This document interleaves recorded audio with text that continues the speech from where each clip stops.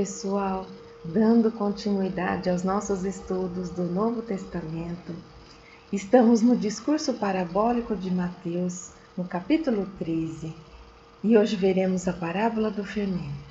Parábola que pode ser encontrada no Evangelho de Mateus, capítulo 13, versículo 33, e no Evangelho de Lucas, capítulo 13, versículos 20 e 21. Em Mateus, outra parábola lhes falou: o reino dos céus é semelhante ao fermento que uma mulher tomou e escondeu em 3 sacas de farinha, até estar toda fermentada a massa. Em Lucas, e disse novamente: a que assemelharei o reino de Deus? É semelhante ao fermento que uma mulher tomou e escondeu em 3 sacas de farinha, até estar toda fermentada a massa.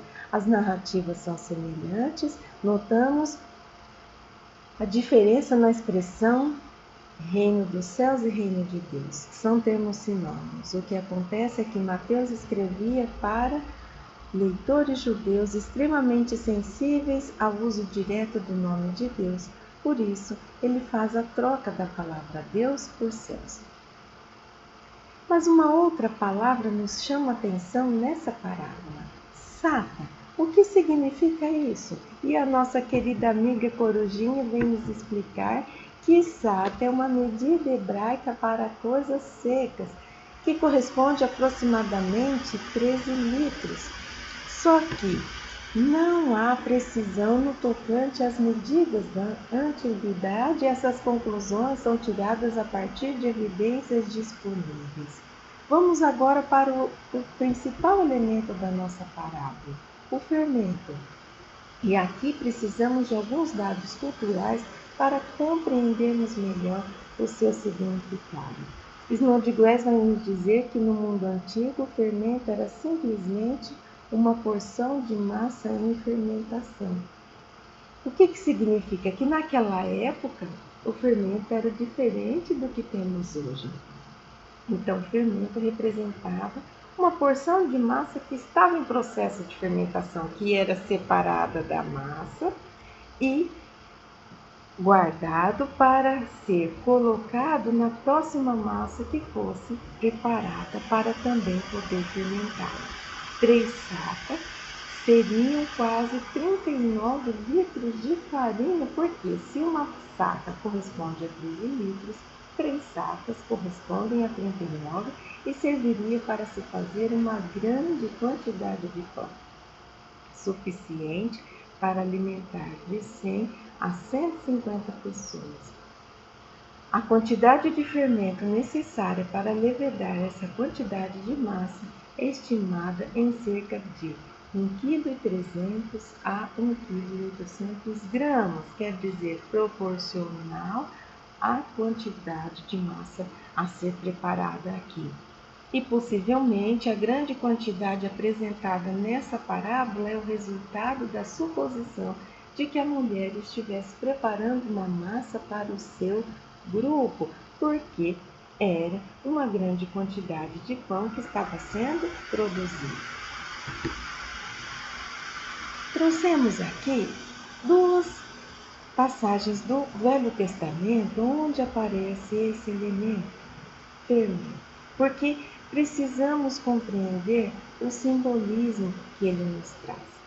Mas veremos nessa passagem do Velho Testamento e também em uma do Novo Testamento para compreendermos que esse elemento precisa ser interpretado em seu contexto e também precisamos ter a noção de alguns dados históricos para podermos extrair o simbolismo correto. Vamos lá. Está no livro de Êxodo 12:15. Durante 7 dias comam pão sem fermento. No primeiro dia tirem de casa o fermento, porque quem comer qualquer coisa fermentada, do primeiro ao 7º dia, será eliminado de Israel. Êxodo 12:19. Durante 7 dias vocês não deverão ter fermento em casa. Quem comer qualquer coisa fermentada será eliminado da comunidade de Israel, seja estrangeiro, seja natural da terra. O livro de Êxodo é o segundo livro da Torá, escrito por Moisés, e porque ele está dizendo isso para o povo judeu. Precisamos então conhecer um pouquinho da história desse povo.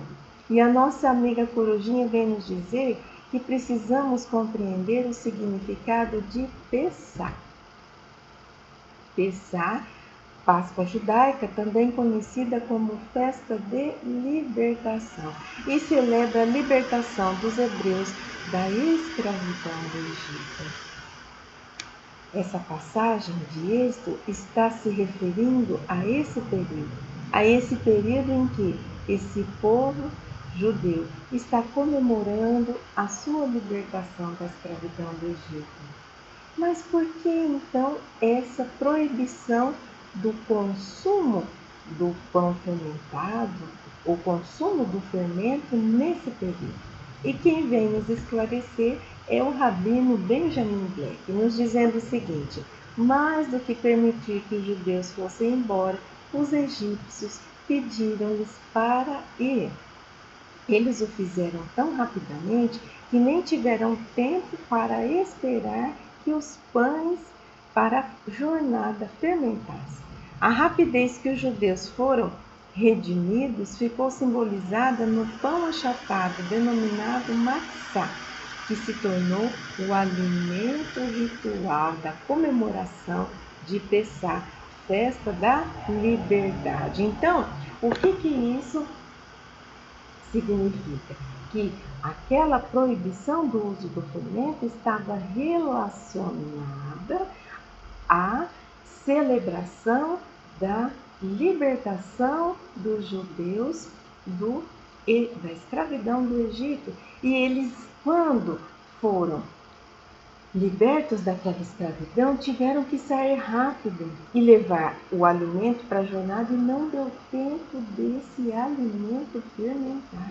Então, o pão sem fermento era correspondente ao símbolo da libertação. Por isso que durante esse período onde celebra essa libertação, tem a determinação para não se consumir o alimento fermentado. Além de comer matzá, que é o falso fermento, os judeus estão proibidos de possuir também o pão fermentado ou qualquer outro produto que contenha fermento, como também são conhecidos os chanês. Só que o rabino vai nos dizer que a Bíblia não esclarece o porquê disso. Ele diz, talvez porque seu oposto, a matzá, seja o símbolo da libertação. Então, é isso. Por que isso é importante esclarecermos? Porque existe toda uma interpretação posterior que vai associar o fermento à impureza. Mas aqui, o fermento aparece como algo proibido em um certo período, mas tem um motivo. E aqui não tem nada relacionando o fermento à impureza ou maldade ou malícia. Simplesmente o fermento está relacionado à celebração de uma festa que vai lembrar da história do seu povo, correto? E uma passagem do Novo Testamento onde aparece esse elemento. Em Mateus capítulo 16, versículo 6, Jesus lhes disse: olhai e acautelai-vos do fermento dos fariseus e saduceus. Aqui também o fermento é visto como um símbolo negativo. Acautelai-vos quer dizer tomar cuidado com esse fermento. Mas, associando o fermento a algo negativo. Mas, primeiramente, precisamos novamente trazer alguns dados culturais e históricos. Quem eram os fariseus? Os fariseus eram aqueles participantes ativos nas controvérsias religiosas. É aqueles que se preocupavam com as aparências exteriores dos cultos e das cerimônias. Eles tinham uma aparência de devoção meticulosa, só que eles escondiam costumes dissolutos e tinham uma excessiva paixão pela dominação. E os saduceus? Quem eram os saduceus? Os saduceus eram os materialistas da época. Eles não acreditavam na imortalidade da alma, acreditavam em Deus.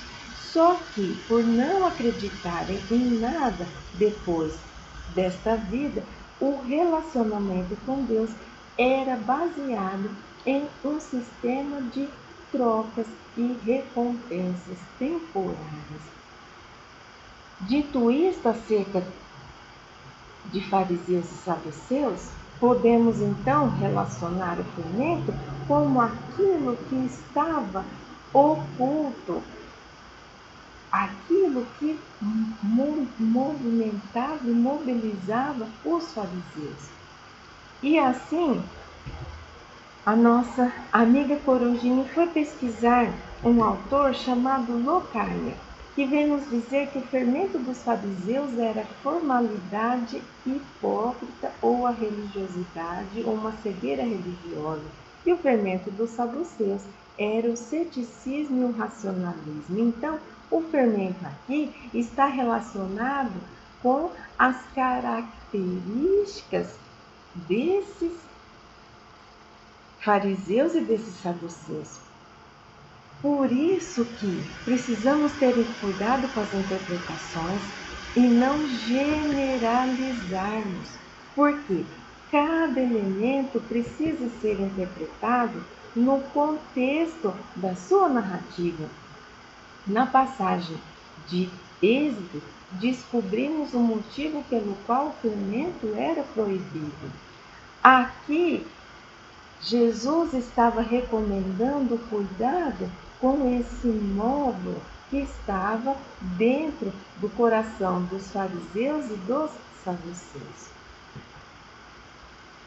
Mas e aqui, na nossa parábola? O fermento representa um símbolo positivo ou negativo? Será que há unanimidade nessa interpretação? O que vocês acham? Olha só o que nos diz esse texto. Nosso Senhor deseja nos confortar com essa similitude e deu-a para nós para que entendamos que o Evangelho, como uma porção de um novo fermento, uma vez misturado à raça humana, que é a nossa, jamais cessará a sua atividade até o fim dos tempos. Então, nesse texto, o autor está comparando o Evangelho a uma porção de um novo fermento. E olha o que ele nos diz um pouco mais abaixo. Da mesma forma que esse fermento, uma vez misturado à massa, nunca se separa dela, visto ter mudado a sua natureza. Então, quer dizer, esse fermento que, quando introduzido em uma massa, transforma a sua natureza. Também é impossível para os cristãos serem arrancados do Cristo. E aqui, quem diz isso para nós? Martinho Lutero, o pai da reforma protestante, trazendo então o fermento como um símbolo positivo. Esse fermento novo que é capaz de transformar uma criatura. Só que será que persiste essa interpretação do fermento como um símbolo positivo? O que será que outros autores dizem a respeito disso? Aqui, como já dissemos, as interpretações são divergentes. Então, ora aparece a conotação negativa, ora positiva. Alguns exemplos. Locai vai nos dizer assim: mas o Senhor, como um profundo estudante do Antigo Testamento, que com certeza o era, porventura se oporia contra o antigo inspirado significado do fermento? Ele aqui está relacionando aquela passagem da proibição do consumo de tudo que for fermentado, referente ao período da Páscoa, como já vimos mais detalhadamente. Mas Jeremias vem nos dizer assim: e o pouquinho de fermento que penetra a massa e faz crescer toda a massa era corrente entre eles, a partir da interpretação da festa da Páscoa, como símbolo de maldade e malícia. Jesus tem a ousadia de dar às comparações um uso contrário. Assim acontece não com as forças do mal, mas com a força real de Deus. Aqui também eles fazem uma associação do fermento como algo negativo, como uma maldade, baseado naquela proibição de Êxodo, só que vimos que associar fermento à impureza e à maldade seria uma extrapolação das escrituras sagradas. Só que aqui Jeremias está também trazendo o fermento na sua função positiva, como uma força real de Deus. Positivo ou negativo? Vamos ver o que nos diz Snodgrass. O fermento normalmente é visto de forma negativa, entretanto, alguns textos o apresentam de forma positiva, em especial no que diz respeito às ofertas pacíficas, às primícias oferecidas a Deus e às ofertas de ação de graça. O fermento e o mel não deveriam ser utilizados nas ofertas que eram queimadas. Ninguém conclui que o mel é negativo.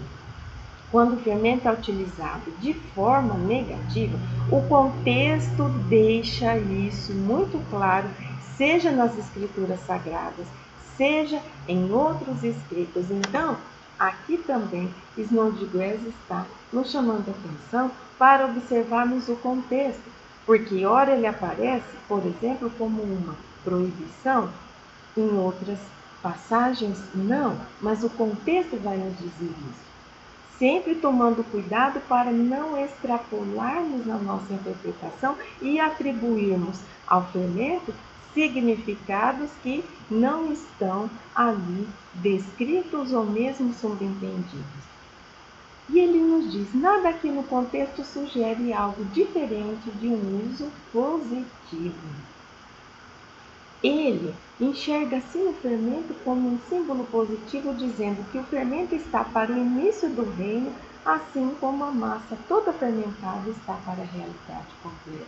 Então, ele enxerga esse fermento como o início de um reino que é proclamado por Jesus. E a mulher? A mulher, o segundo elemento da nossa parábola, seria uma figura secundária ou essencial à mensagem. Locai vai nos dizer que muitos comentaristas imaginam que a sua inclusão seria natural, visto que a colheita no campo era um trabalho masculino, logo a preparação do pão em casa seria uma tarefa feminina. Na época já existiam os padeiros profissionais, mas a tarefa de preparar uma massa era predominantemente feminina. Snodgrass vai dizer que a atenção não está voltada para a mulher, mas para o processo de fermentação de uma grande quantidade de massa. Quer dizer, a mulher aqui está como aquela que vai executar o processo de preparação de uma massa. A atenção não está voltada para a ação da mulher, mas sim para a fermentação da massa.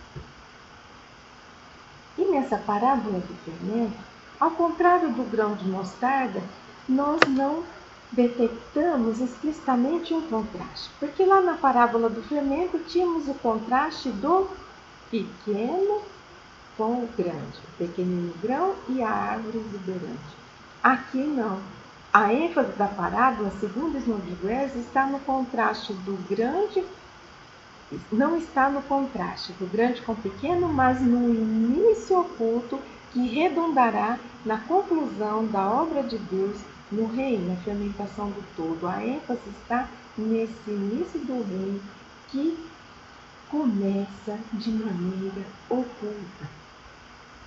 com a implantação de um princípio novo, de um fermento novo no coração dos homens. Mas se não está presente o contraste do pequeno com o grande, um outro contraste podemos perceber que é o contraste entre o reino esperado e o reino presente. Vemos de forma mais detalhada isso na parábola do grão de mostarda. O reino que os judeus esperavam era completamente diferente do reino desse que Jesus estava implantando. Eles esperavam um reino que tratasse da administração das coisas transitórias da terra. E Jesus proclama um reino com simplicidade, sem o anúncio das trombetas e das fanfarras. Um reino que se inicia de maneira simples e que não vem pronto, que vem em potencial para ser desenvolvido. E agora, partiremos para a interpretação conjunta, para podermos extrair novas lições das duas parábolas e também para compreendermos melhor o significado de cada uma delas. Snodgrass vai nos dizer que as duas parábolas retratam um efeito surpreendente grande de algo pequeno, como o grão de mostarda, ou insignificante, que seria o fermento introduzido em uma massa. Demonstra a mensagem de forma mais veemente do que se as histórias estivessem operando de forma isolada. Lembram quando nós falamos que as parábolas gêmeas, elas são vistas como um recurso pedagógico para facilitar a compreensão e a assimilação da mensagem? É isso que Snodgrass está nos dizendo. E aqui, quando existe essa comparação, o reino dos céus é como? Essa comparação se refere a quê? Será que Jesus está comparando o reino dos céus com o grão de mostarda? Será que Jesus está comparando o reino dos céus com o fermento? Será que Jesus está comparando o reino dos céus com tudo o que está descrito na parábola? Será que Jesus está comparando o reino dos céus com o processo de desenvolvimento do grão de mostarda e também o processo de fermentação da massa? Ou será que Jesus está comparando o reino dos céus ao estágio final? Vamos ver três opiniões aqui. A Nova Versão Internacional da Bíblia nos diz que essa expressão não compara um exercício da soberania de Deus com alguma pessoa ou coisa, mas com o retrato dado pela parábola como um todo. Snodgrass vai nos dizer que o reino é semelhante ao processo descrito na parábola. E Jeremias vai nos dizer que o reino está sendo comparado ao estágio final, ou seja, ao ramo que dá abrigo e à massa fermentada. Eu comungo da opinião de Snodgrass. Acredito que o reino dos céus está sendo comparado a todo o processo de desenvolvimento, tanto do grão de mostarda, quanto ao processo de crescimento de uma massa que recebe o fermento. Qual a ênfase das parábolas? O crescimento do reino. A partir do momento que consideramos que a parábola está comparando o reino dos céus ao processo nela descrito, nós então compreendemos que ela está enfatizando o crescimento do reino que está sendo proclamado por Jesus. Snodgrass vai nos dizer que, na verdade, essas parábolas enfatizam o crescimento e o poder que agem no cumprimento dos propósitos de Deus ao longo de um período de tempo, mas não fazem qualquer sugestão acerca da extensão do período, porque para um grão de mostarda crescer e para a massa fermentar precisa de tempo. Só que aqui Snodgrass está nos dizendo que não existe qualquer sugestão acerca dessa extensão de período. Que mais podemos extrair dessas duas belíssimas parábolas? Snodgrass ainda, as similitudes do grão de mostarda e do fermento implicam um intervalo para a transição entre o início simplório e o resultado magnífico. O que fica claro com relação ao intervalo de tempo é que o tempo do reino já teve início, mesmo que isso não esteja aparente, e chegará à sua plenitude. Isso é lindo. Então aqui Snodgrass vem nos trazer essa ideia de reino presente, reino que já havia sido anunciado por Jesus. E Jesus, como ele proclama esse reino? Ele lança a sua pedra fundamental do reino onde? Nos corações humanos. Ele chega de forma simples, de forma oculta para aqueles que não conseguiram compreender Jesus e para aqueles que não conseguirem enxergar em Jesus o Messias. Agora um outro olhar, porque até então trouxemos os olhares de estudiosos e autores do Novo Testamento dos ensinos de Jesus. Agora, baseado em tudo que vimos, podemos construir um novo olhar acerca dessas duas parábolas e para isso vamos colocá-la lado a lado. O que o grão de mostarda e o fermento nos dizem acerca do crescimento desse reino? Vamos lá. O grão de mostarda nos fala acerca de um crescimento do reino no âmbito externo, enquanto a parábola do fermento nos retrata o reino no âmbito interno. E esse reino no âmbito externo é manifestado pela multiplicação da mensagem da Boa Nova e também nas suas obras. E no âmbito interno, esse reino é manifestado através da autoiluminação, quer dizer, por esse processo em que a criatura elimina suas deficiências morais e adquire virtudes que são incorporadas permanentemente ao patrimônio do seu espírito. E esse crescimento do reino, ele terá sua plenitude com a transformação da realidade exterior. E o crescimento do reino na parábola do fermento, que nos retrata do âmbito interno desse crescimento, terá a sua plenitude quando toda uma coletividade tiver também ser iluminado interiormente.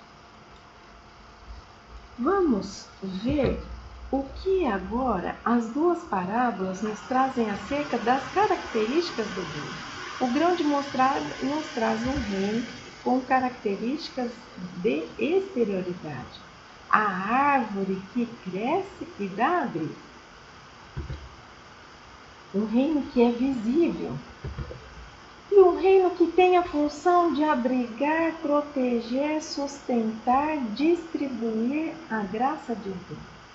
Um reino, então, que vai reger todas as ações, todas as leis e todas as relações entre as pessoas. E tudo isso será regido pelos princípios inerentes ao amor divino. E quais são as características do reino que a parábola do fermento nos traz? Esse reino é interno, oculto, assim como oculto é o fermento que é escondido na massa, e a característica desse reino é transformar um coração por completo. E aqui, nessas duas figuras, algumas reflexões para fazermos acerca desses belíssimos ensinamentos de Jesus. Na figura da esquerda, simbolizado esse reino que se exterioriza, esse reino que transforma a realidade exterior, porque todas as pessoas estão conscientes e vivenciam os valores do reino. Quais seriam esses valores do reino? A justiça, a paz, a verdade, o amor, a fraternidade. E aqui, na figura do lado direito, esse reino que se desenvolve no interior de uma criatura, que permite que essa criatura se ilumine e, ao se iluminar, ela passa a vivenciar todas as verdades divinas e gloriosas e eternas trazidas através dos ensinos de Jesus. E aqui nós podemos detectar duas dimensões do reino: o reino no campo individual e o reino no campo universal ou coletivo. Assim, o que nós podemos compreender acerca de reino dos céus colocando essas parábolas lado a lado?